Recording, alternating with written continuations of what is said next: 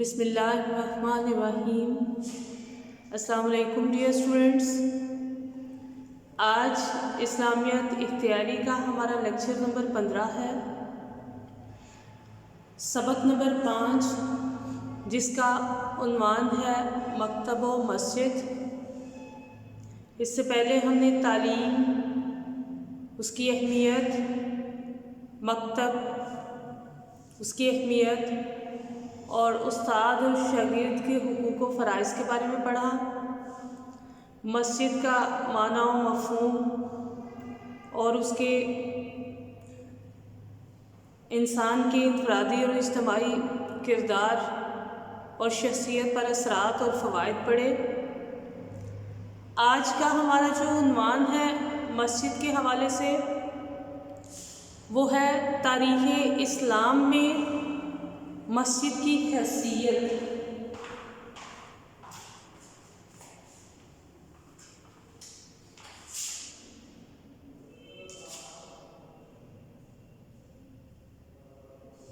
تاریخ اسلام میں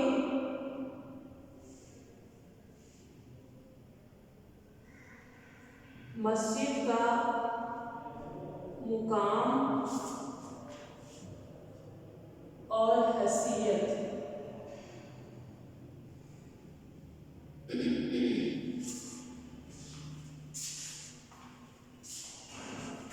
اگر ہم تاریخ اسلام کے حوالے سے دیکھیں تو مسجد کا مقام جو ہے اور اس کی حیثیت کئی لحاظ سے مسلم رہی ہے، بڑی اہم رہی ہے۔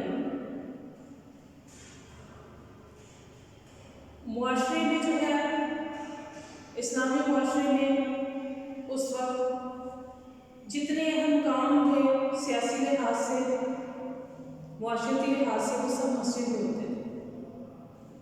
تو یہاں ہم چند پہلو جو ہیں ان کے حوالے سے ذکر کریں گے مسجد کے مقام اور حیثیت۔ سب سے پہلے ہے مذہبی حیثیت۔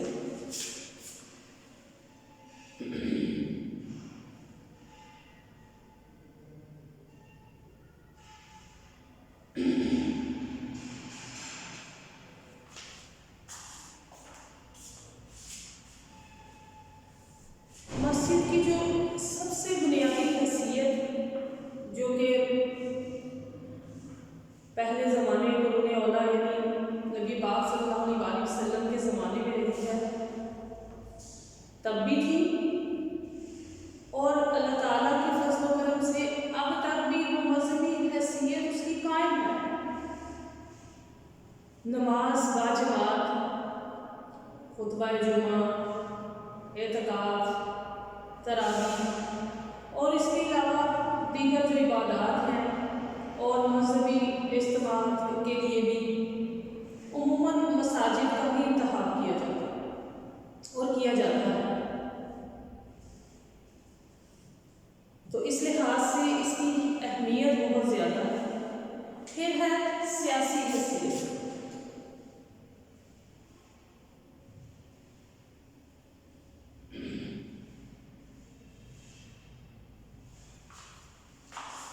تو اسٹوڈنٹس، نبی پاک صلی اللہ علیہ وآلہ وسلم کے زمانے میں، ان کے عہد مبارک میں، اور پھر ان کے وصال کے بعد خلفائے راشدین کے دور میں، اور اس کے بعد پھر کئی اموی اور عباسی خلفاء جو بنو امیہ کے خلفاء تھے، بنو عباس کے جو خلفاء تھے، ان کے دور میں بھی مسجد کی جو مذہبی حیثیت ہے وہ تو تھی ہی، لیکن اس کے ساتھ ساتھ مسجد کی سیاسی حیثیت بھی جو ہے مسلم تھی۔ مختلف جو وفد آتے تھے ان کو مسجد میں ٹھہرایا جاتا تھا، جو ان سے مذاکرات کیے جاتے تھے وہ مسجد میں ہوا کرتے تھے۔ پھر خلفائے راشدین جو ہیں انہوں نے بیعت خلافت جو کی وہ مسجد میں ہی کی، اور انہوں نے پھر جو پہلا خطبہ دیا وہ بھی، یعنی خطبہ خلافت جسے کہتے ہیں، وہ بھی مسجد میں ارشاد کیا۔ تو اس سے ہمیں اسلام میں مسجد کی حیثیت اور اس کے مقام کا اندازہ ہوتا ہے۔ پھر ہے انتظامی حیثیت۔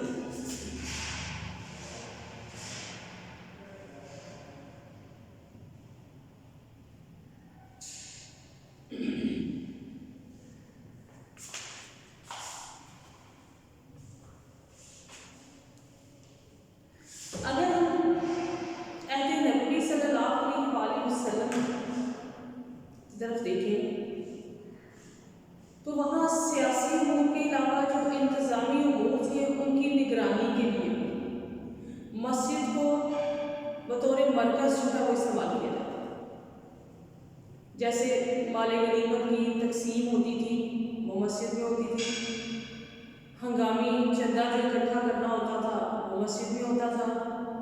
اس کے علاوہ عدالتی امور جو ہوتے تھے، جو عدالت کے حوالے سے کام اور فیصلے ہوتے تھے مقدمات کے، وہ بھی مسجد میں ان کی انجام دہی ہوتی تھی۔ اور اس کے علاوہ دیگر بہت سے امور جو ہیں ان کے لیے بھی مسجد کو بھی استعمال کیا جاتا ہے۔ پھر ہے تعلیمی حیثیت۔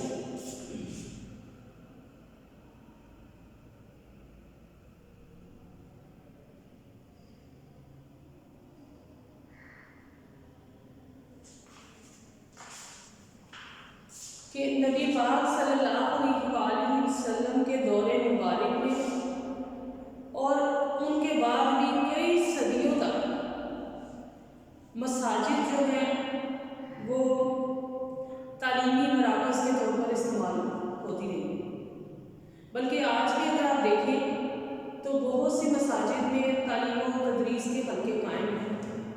اس کے علاوہ بچوں کو جو ہے وہ قرآن پاک حفظ کروایا جاتا ہے، حدیث کی تعلیم دی جاتی ہے، قرآن کی تعلیم دی جاتی ہے، اور انہیں عربیہ سکھائے جاتے ہیں، تو وہ عموماً مساجد ہی ان کے جو ہیں مرکز بنائے جاتے ہیں۔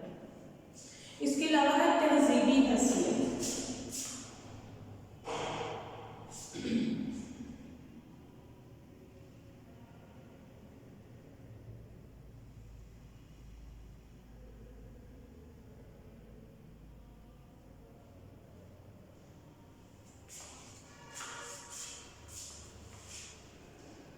تہذیبی لحاظ سے بھی اگر دیکھا جائے تو مساجد کی حیثیت جو ہے دور نبوی صلی اللہ علیہ وآلہ وسلم سے لے کر اب تک وہ قائم و برقرار ہے۔ مساجد جو ہے وہ مسلمانوں کے لیے ایک امتیازی نشان کی حیثیت ہے، کیونکہ جس آبادی میں کوئی مسجد نظر آ جائے تو سب کو یہ پتہ ہوتا ہے کہ یہاں جو ہے کچھ نہ کچھ کوئی مسلمانوں کی آبادی ضرور ہے۔ اور اس کے علاوہ مساجد جو ہیں مسلمانوں کی عظمت اور شوکت کا بھی خوبصورت اظہار ہے۔ اس کے بعد ہے مشاورتی حیثیت۔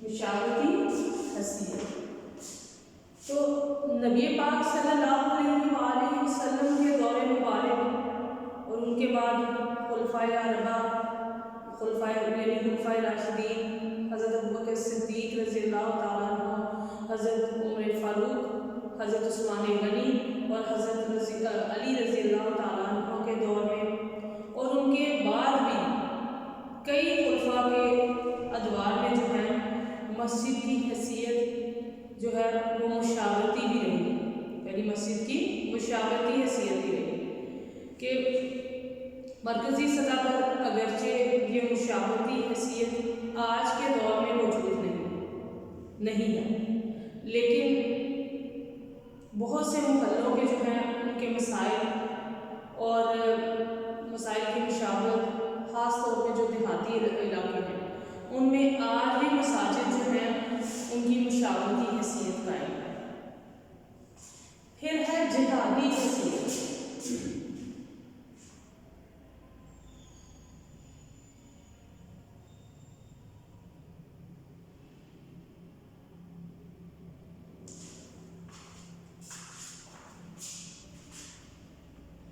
نبی پاک صلی اللہ علیہ وآلہ وسلم کے دور مبارک میں جہاد کے لیے جب لشکر اکٹھا کرنا ہوتا تھا، لشکروں کی جو بھرتی ہوتی تھی اور ان لشکروں کی پھر تیاری اور ان کی روانگی کے لیے جو انتظامات کیے جاتے تھے، وہ سب کے سب نبی پاک صلی اللہ علیہ وآلہ وسلم مسجد میں ہی فرمایا کرتے تھے۔ اس کے علاوہ جنگی اعلانات جو ہیں جنگ کے لیے وہ بھی مساجد میں ہوتے تھے۔ ہنگامی حالات میں جو لوگوں کو مسجد میں جمع کرنا ہوتا تھا تو وہ بھی مسجد میں جمع کیا جاتا تھا۔ اور نبی پاک صلی اللہ علیہ وآلہ وسلم کے وصال کے بعد بھی کافی عرصہ تک یہ مساجد جو ہیں وہ اس کام کے لیے استعمال ہوتی رہی۔ اس کے بعد ہے عمومی معاشرتی حیثیت۔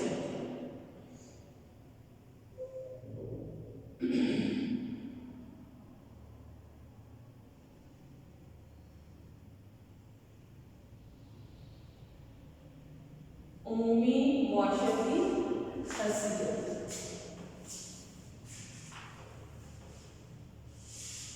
مساجد جو ہیں ان میں ظاہر سب سے جو مین کام ہوتا ہے وہ عبادت کا ہوتا ہے۔ تو جب 5 وقت کی نماز ادا کرنے کے لیے مسلمان جو ہیں وہ مسجد میں اکٹھے ہوتے ہیں تو اس سے کیا ہوتا ہے، ان کی آپس میں ملاقات ہوتی ہے اور ایک دوسرے کے جو ہے وہ مسائل سے آگاہی ہوتی ہے، جس سے کیا ہوتا ہے کہ وہ ایک دوسرے کے مسائل کو حل کرنے کی کوشش کرتے ہیں۔ اور اس کے علاوہ اگر کوئی روٹین سے مسجد میں آتا ہے 5 وقت کی نماز ادا کرنے اور وہ کچھ نہیں آتا کچھ دن مسجد میں، تو جو اس کے ساتھی مسجد میں روٹین سے آنے والے ہیں وہ اس چیز کے لیے، اس شخص کے لیے پریشان ہوتے ہیں کہ وہ شخص کیوں نہیں آ رہا، تو اس کا پتہ کرتے ہیں۔ تو اس سے کیا ہوتا ہے کہ ایک دوسرے کے حالات کی خبر رہتی ہے اور ایک دوسرے کے جو مسائل ہیں وہ پھر حل کرنے کی لوگ کوشش کرتے ہیں۔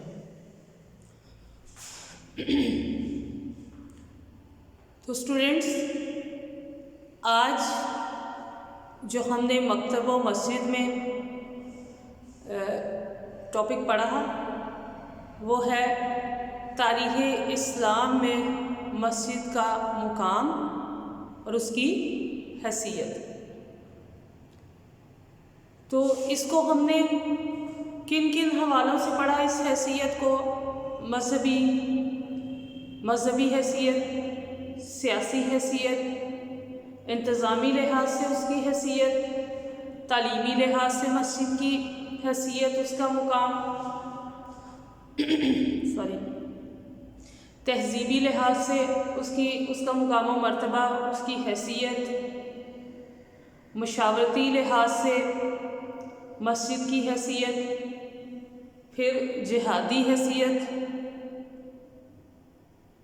جہادی لحاظ سے اس کا مقام، اس کا مرتبہ، اس کی حیثیت، اور اس کے علاوہ عمومی معاشرتی حیثیت۔ تو آج کا ہمارا لیکچر اسٹوڈنٹس یہیں پہ اختتام پذیر ہوتا ہے۔ نیکسٹ لیکچر میں انشاءاللہ پھر حاضر ہوں گے۔ اللہ حافظ۔